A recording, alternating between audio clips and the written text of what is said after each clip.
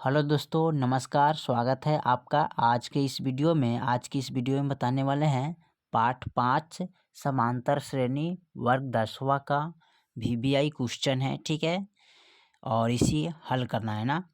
तो जो 2024 exam board में पूछे जाने वाला गेस किया जा रहा है सवाल को। ठीक है, जो कि बहुत इम्पोर्टेंट VBI क्वेश्चन है, मस्त है। ठीक है, जो कि एग्ज़ाम बोर्ड में ये सब पूछे जाते हैं। ठीक है, ऑब्जेक्टिव या सब्जेक्टिव के माध्यम से इसको पूछ सकता है। ठीक है, तो चलिए इस सवाल को मैंने गेस कर रहा हूँ। ठीक है, और ये है वर्ग 10वां का। ठीक है, जो कि टारगेट के मॉडल पेपर से सवाल को लिया गया है। ठीक है, इसको गेस कर रहे हैं तो इस सवाल को अच्छे तरीक़े से हम समझाएंगे और बताएंगे। इसको ध्यान से देखिएगा। ठीक है, कह रहा है समांतर श्रेणी 1, 4, 7, 10। ठीक है, यानी कि कौन सा पद 88 होगा। ठीक है, यानी कि इसको बोलते हैं समांतर श्रेणी। जो ये है ना संख्या, इसको क्या बोलते हैं? समांतर श्रेणी। यानी कि इनमें से इनको घटाएंगे, 4 में से ये गया 3, यानी कि 7 में से 3 4 गया 3, इतना में से इतना गया 3, यानी कि इस सबके बीच का अंतराल कितना आ रहा है? 3 3।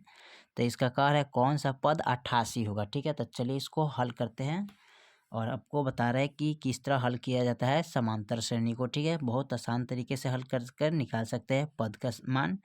तो यहाँ पर क्या करेंगे, सबसे पहले लिखेंगे a बराबर 1। ठीक है, d बराबर, यानी कि दूसरा पद में से पहला पद को क्या करना है? घटाना है। यानी कि 4 माइनस 1 करेगा तो कितना बचेगा? 3 बचेगा। ठीक है ना। उसके बाद करें an का मान, तो an बराबर कितना है? 88 पद है। कितना है? 88 पद है। तो यहाँ पर कितना लिखेंगे? 88। ठीक है, चलिए यहाँ पर a बराबर कितना हो गया? 1। d बराबर, यानी कि 4 माइनस 1 किए तो कितना आएगा? d के मान 3। ठीक है, उसके बाद an का मान कितना हो गया?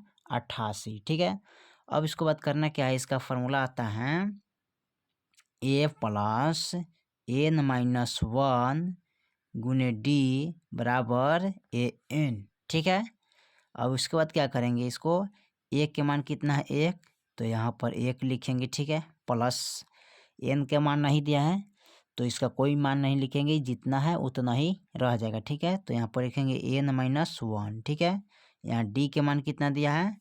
तो d के मान 3 है, तो यहाँ पर क्या लिखेंगे? 3 लिख सकते हैं। ठीक है, अब बराबर, अब an का मान कितना है? तो an का मान यहाँ पर 88 है, तो हम कितना लिखेंगे?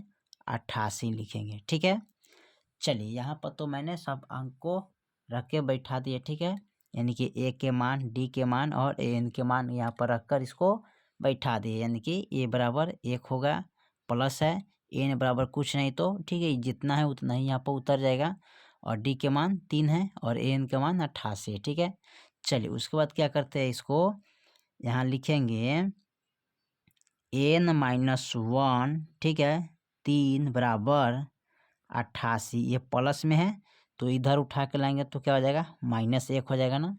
अब इसको लिखेंगे n माइनस 1 कोष्ट 3 बराबर, अब इतना में से इतना को घटाएंगे तो कितना हो जाएगा? 87। ठीक है, कितना हो जाएगा? 87। अब ये 87 हो गया ना। अब इसको क्या करेंगे? n minus 1। ठीक है, बराबर, यानी कि इसको 87/3 करेंगे, यानी कि गुना में है तो गुना कहाँ चला जाता है? भागा में। ठीक है, तो इसको कैसे कटाएंगे? तो इसको कटाने के लिए इसमें क्या करेंगे? 3 से 87 में भागा करेंगे, तो 3 दूना 6 और 3 नवा 27, यानी कि 29 मरतबे क्या होगा? कट गया ये। अब उसके बाद क्या करेंगे? यहाँ पर बच गया n माइनस 1। ठीक है, बराबर में 29। ठीक है, बराबर में 29 बच गया, तो यहाँ पर लाना है n बराबर, तो 29 ये माइनस में है तो बराबर का इधर लाएंगे तो +1 हो जाएगा। ठीक है, तो n बराबर 29 है, कितना होता है? 30, तो यहाँ पर लिखेंगे 30, यानी कि आ गया कितना? 30वां पद आ गया। ठीक है, तो 30वां पद तक ले जाएंगे ना तो हमको कितना अंक प्राप्त होगा? यहाँ पर देखिए 88 अंक प्राप्त होगा। ठीक है, यानी कि इस तरह का जो अंक है ना, सीरियल नंबर 1, 4, 7, 10।